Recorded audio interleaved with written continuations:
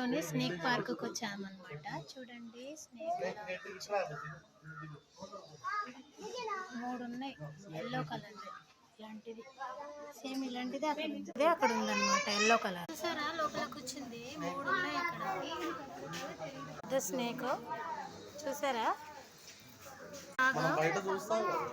చూడండి పెద్ద పెద్దగా నాగపాము అంటే ఇది 2 ఉన్నాయి. బయట ఒకటి లోపల ఒకటి కూర్చుంది. చూసారా స్నేక్ వాకింగ్ చేస్తుంది. చూడండి కొండ చిలువ అంట లోపల కూర్చుంది కుండలో. చూడండి నిజం పాము ఎలా ఉందో. నాగు అంట చూడండి కనిపిస్తుందా మీకు.